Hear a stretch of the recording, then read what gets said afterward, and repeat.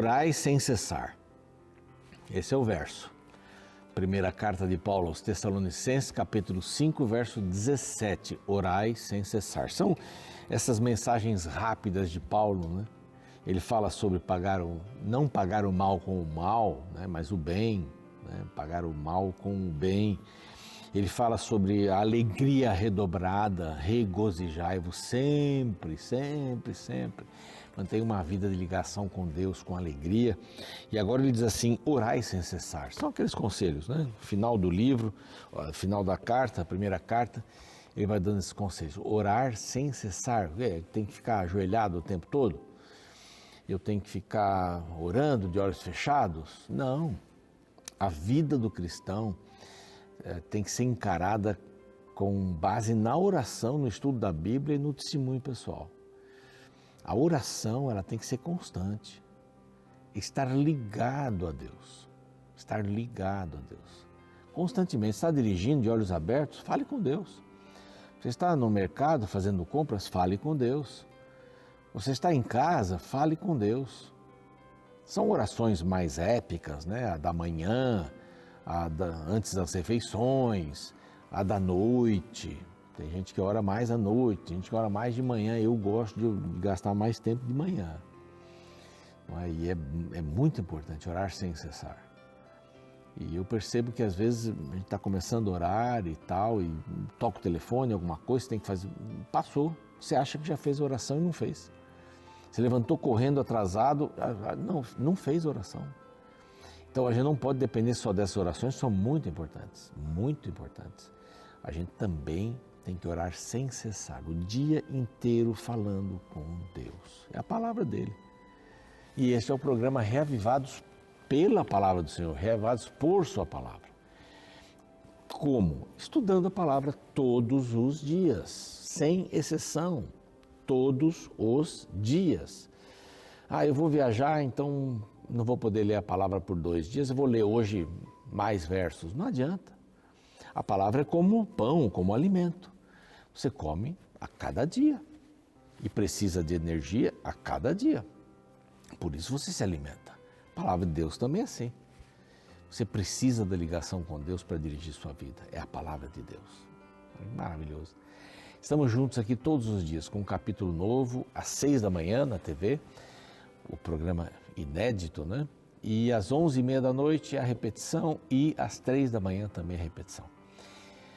Nós temos a alegria de ter um grupo muito especial que são os Anjos da Esperança, são aqueles que apoiam com suas doações a pregação do Evangelho em português e espanhol, feitas aqui a partir de Jacareí, estado de São Paulo, para o mundo. Isso é solene e há pessoas que acreditam nisso, que nos apoiam. E se você quiser se tornar um Anjo da Esperança, também é simples, tem aqui um WhatsApp, um número de WhatsApp, é só anotar e mandar uma mensagem, eu quero ser Anjo da Esperança, vamos ficar felizes. Graças aos Anjos da Esperança, a gente pode oferecer para você revistas que são estudos da Bíblia. Aqui é um estudo muito sério da Bíblia, sobre a criação na versão infantil, o Superlupa. Olha que legal, aqui estão os personagens aqui do Superlupa. A volta ao mundo em 7 dias. É a criação. A gente precisa falar sobre isso para os nossos filhos, sobrinhos, netos, vizinhos. Deus é o Criador.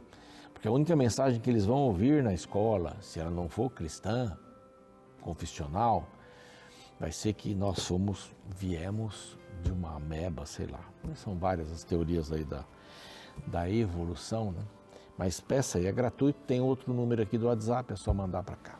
Nós estamos no YouTube, o nosso canal é Reavivados por sua palavra NT, e eu convido você a ir para lá, se inscrever no canal, estamos chegando a 500 mil, 500 mil, e quanto mais gente você sabe nas mídias sociais, nós queremos que muita gente estude a palavra de Deus. Toda a Bíblia já está gravada lá, é só você buscar o capítulo ou nos acompanhar aqui também.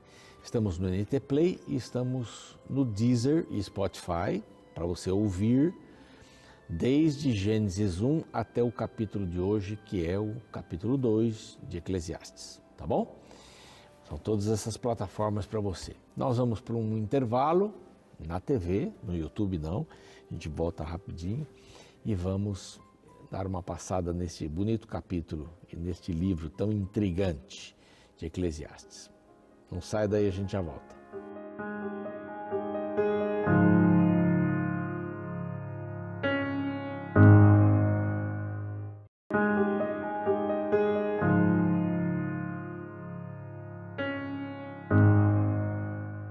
Muito bem, estamos de volta com o programa Reavivados por Sua Palavra, aqui da TV Novo Tempo. Estamos estudando o livro de Eclesiastes. É um livro, eu já usei essa palavra, vou usar, intrigante. Você lê, parece que é uma coisa muito negativa, né? E é negativo, mas tem uma razão, né? O grande apelo do livro de Eclesiastes, se você não estava ontem, está começando hoje, o grande apelo é assim: abandonem a vida fútil. O que é futilidade? É o vazio. É quando você estoura uma bola de sabão, né? Uma bolha de sabão. Puf, não tinha nada, né, dentro e é muito frágil. É futilidade, não tem nada, é vazio. Né?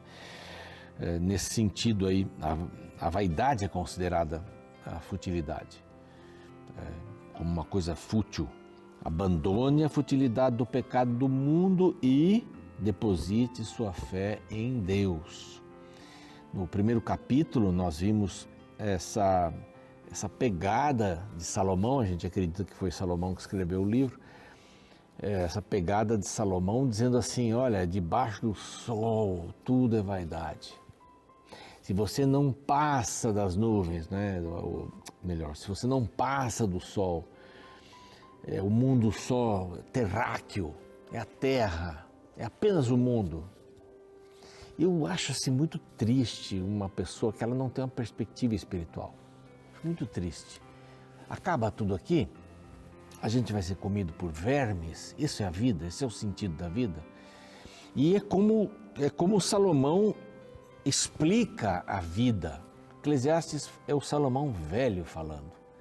Aquele que fez tantas coisas boas e tantas coisas ruins, talvez mais, por mais tempo, coisas ruins.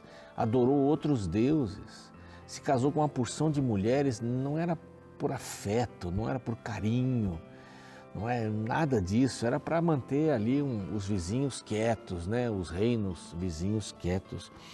É um livro muito apropriado, é para os nossos dias, não é só para os dias de Salomão. Ele não está falando só da sua vida, ele está falando da minha vida, da sua vida também, quando abraçamos a vaidade de olhar só para as coisas que acontecem debaixo do sol. É uma vida pela vida, não é pela vida minúscula, né? É uma vida relativa pela vida relativa. Não é uma vida que olha para o absoluto, para o completo, para o verdadeiro. E até ontem não mencionei isso, mas é uma mensagem para os nossos dias. Eu tinha notado aqui no cantinho, fala sobre a injustiça em relação aos pobres, lá no capítulo 4. Fala de políticos corruptos, no capítulo 5. Fala de uma liderança incompetente, capítulo 10. Fala dos culpados impunes. Essa história é antiga, essa história é muito antiga. No capítulo 8, fala do materialismo no capítulo 5, fala da saudade dos bons tempos, né? Tem gente que só fica lá no passado, naquele tempo era bom, tinha muita coisa ruim, mas a gente pode dizer que tinha outras coisas que são boas que a gente vai perdendo, né?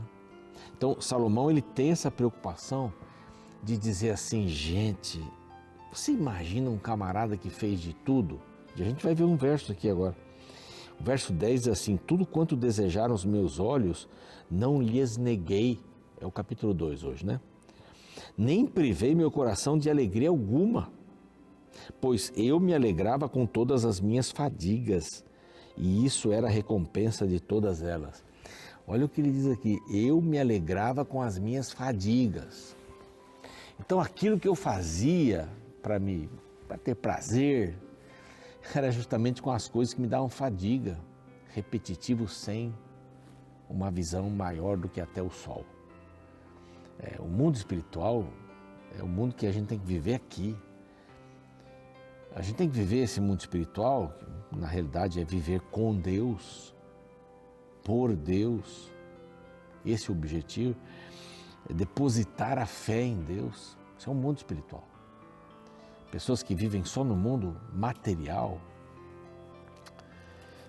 vão dizer no final da vida, tudo foi vaidade. Vão dizer isso, como Salomão. E a gente acredita que Salomão teve uma reviravolta na sua vida espiritual. E ele olha para o passado e diz assim, eu podia ter feito mais.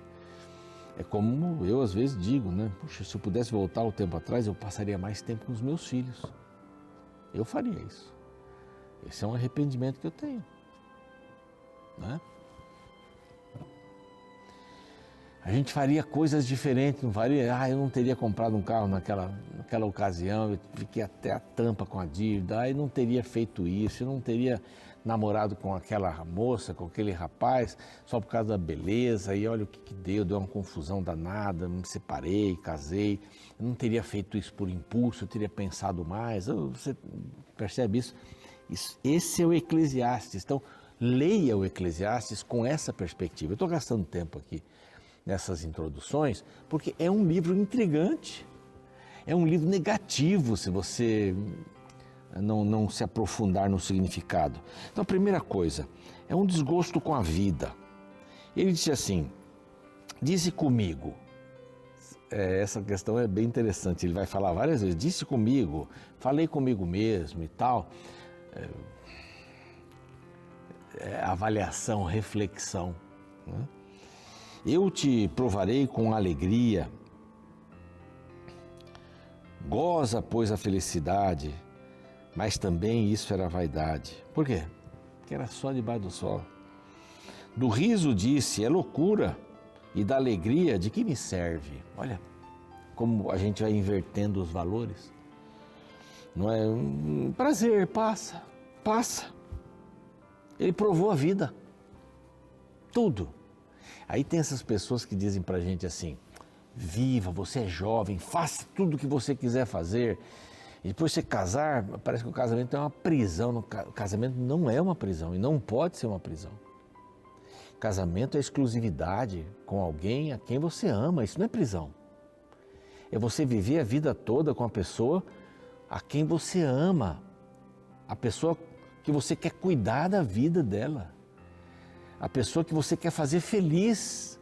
Isso é casamento. Casamento não é para o outro fazer você feliz. Claro que isso vai acontecer, mas casamento é para você fazer o outro feliz. Imagine os dois fazendo isso. Essa é a visão de casamento. Essa é a visão da vida. Resolvi, então vem aqui. Resolvi, verso 3, empreendi, verso 4, fiz, versos 5 e 6, comprei, verso 7, amontoei, verso 8, vai anotando, engrandeci-me, verso 9, e aí vem aquilo que nós lemos, aí, verso que nós lemos, tudo quanto desejaram os meus olhos, não lhes neguei, nem privei o coração da alegria alguma. Vive, você é jovem, faz tudo agora que você tem vontade de fazer. Isso é viver? Não, isso não é viver. Está aqui a comprovação de alguém que viveu, não negou nada para os seus olhos, não negou nenhuma alegria para o seu coração, mas ele diz assim, a recompensa de tudo isso é fadiga. Não alimenta, não alimenta. Então ele diz aqui que ele resolveu no coração dar-se ao vinho, beber, entregar-se à loucura, ver o que melhor seria se fizesse os filhos dos homens debaixo do sol durante os poucos dias da sua vida. Então, ele fez tudo isso até ver essa loucura nos homens. Não vale nada. Prazer, bebida, vai resolver sua vida? Tem séries americanas aí que às vezes a gente acompanha. Tem uma que eu gosto muito, a família se reúne lá e tal. Janta todo domingo e tá bacana ver a família, eu acho legal esses valores. Mas uma coisa muito negativa, nesse e em outros, bebem muito. Chegam em casa, bebem. Bebem no escritório, bebem aqui, bebem ali, estão no bar bebendo, é lógico. A indústria da bebida agradece, né? Bilhões por ano, bilhões, trilhões por ano. Mas assim não resolveu a bebida. Então empreendi grandes obras, edifiquei casas, plantei vinhas, jardins, pomares, açudes, bosques. Nada disso adiantou, né? Comprei, então eu empreendi, comprei servos, servas, ovelhas, bois. Verso 8, amontoei prata, ouro, tesouros, provi-me de cantores, e ele vai, né? Cantores das delícias dos filhos dos homens, mulheres e mulheres. Ele confessa aqui. Eu tive tudo isso, mas das delícias dos filhos dos homens, os filhos dos homens, ele já faz a diferença. Mulheres e mulheres, prazer, sexo. Engrandeci-me, sobrepujei todos os que viveram antes de mim. Perseverou também comigo a minha sabedoria.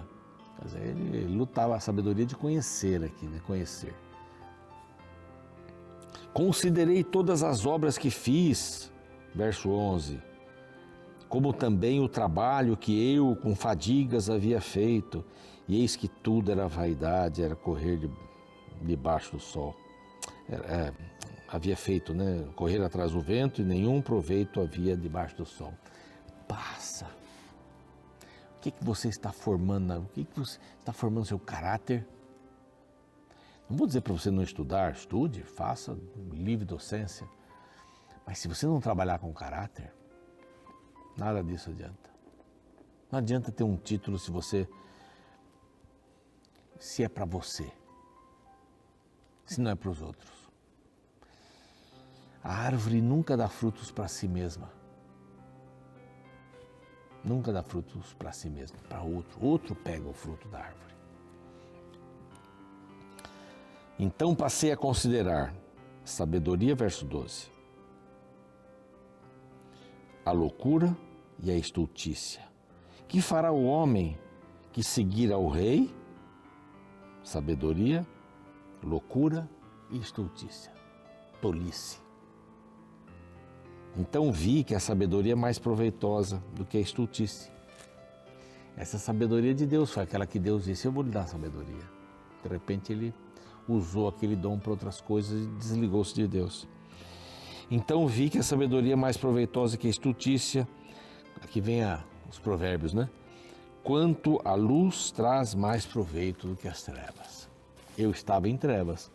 Os olhos do sábio, verso 14, estão na sua cabeça, mas o estulto anda nas trevas.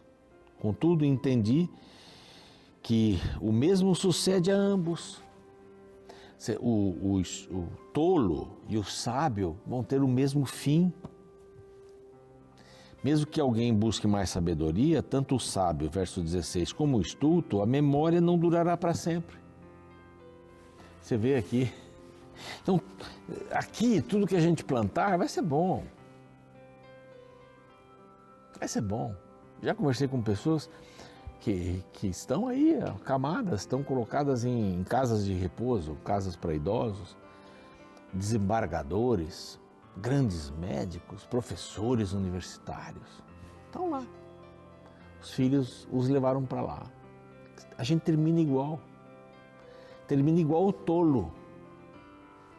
Então, essa é a conclusão que ele chega.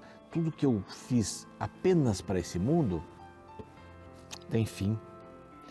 Aí ele vai falar um pouquinho sobre, do 18 até o final, ele vai falar um pouquinho sobre trabalho. Também aborreci todo o meu trabalho debaixo do sol. Eu trabalho para que depois o outro que vem depois de mim se beneficie com os resultados do meu trabalho. Eu vou deixar sempre a herança para alguém. E aqui o verso 16 diz assim, porque Deus dá sabedoria. Então ele vai começar a introduzir agora a Deus, né? Porque Deus dá sabedoria, conhecimento, prazer ao homem que lhe agrada. Ele dá para todos. Se ficar só nisso, né, em prazer, sabedoria, só para a gente mesmo, só nisso eu digo para a gente mesmo, Ao pecador dá trabalho, para que ele ajunte e amontoe, a fim de dar àquele que agrada a Deus. Também isso é vaidade. Então aqui é a diferença daquele que segue a Deus e daquele que não segue a Deus.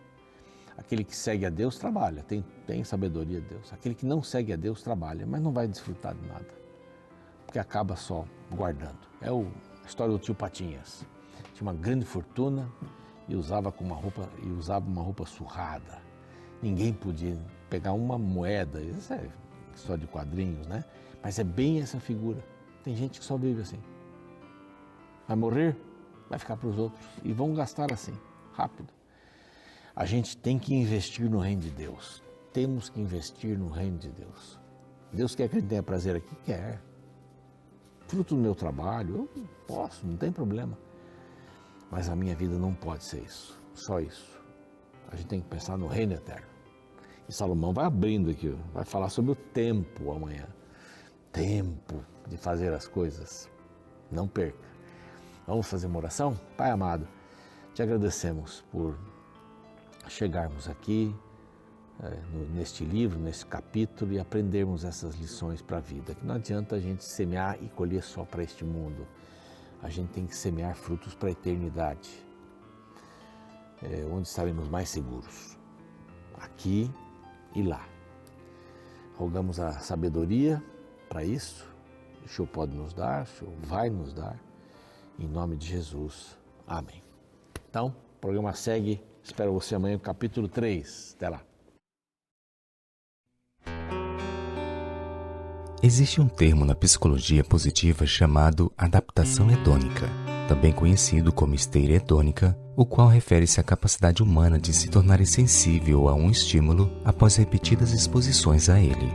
Ou seja, quando nos expomos ao mesmo estímulo diversas vezes, nosso cérebro se adapta a ele, diminuindo o efeito dele sobre nós.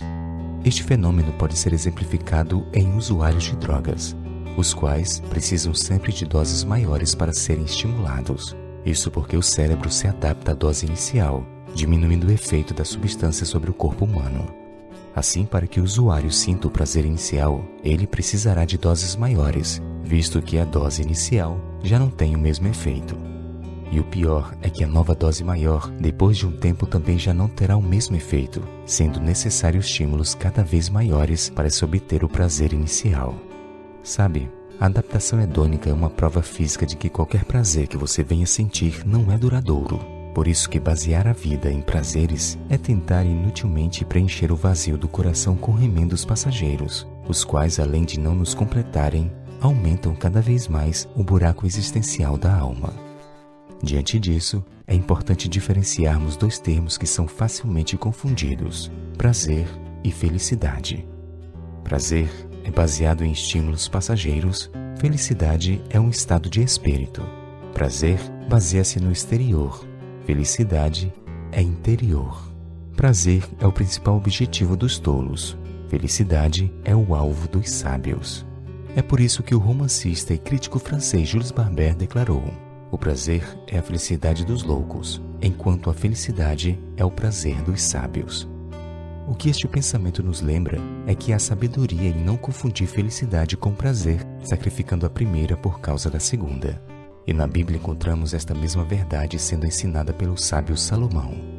No 2º capítulo do livro de Eclesiastes, ele fala de sua busca desenfreada por prazer, o que o levou a lugar nenhum.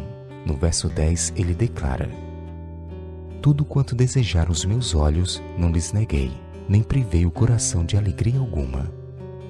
Alguém que realizou todos os seus prazeres deve ser alguém feliz, certo? Errado. Salomão descobriu que sentir prazer não é ser feliz. Quando ele chegou no topo da vida e realizou tudo o que queria, percebeu que todas as suas conquistas não preenchiam o vazio do coração humano. Por isso, já no próximo verso, Salomão tristemente conclui: considerei todas as obras que fizeram as minhas mãos, como também um trabalho que eu, com fadigas, havia feito. E eis que tudo era vaidade, e correr atrás do vento, e nenhum proveito havia debaixo do sol. Sabe, o capítulo 2 de Eclesiastes nos apresenta o caminho para a infelicidade, o qual é correr desesperadamente atrás de prazer. Sim, a busca pelo prazer pode ser o inimigo de uma vida feliz. Isso porque os prazeres dessa vida sempre passam. Sim, as luzes um dia se apagam, as festas terminam, o som é desligado.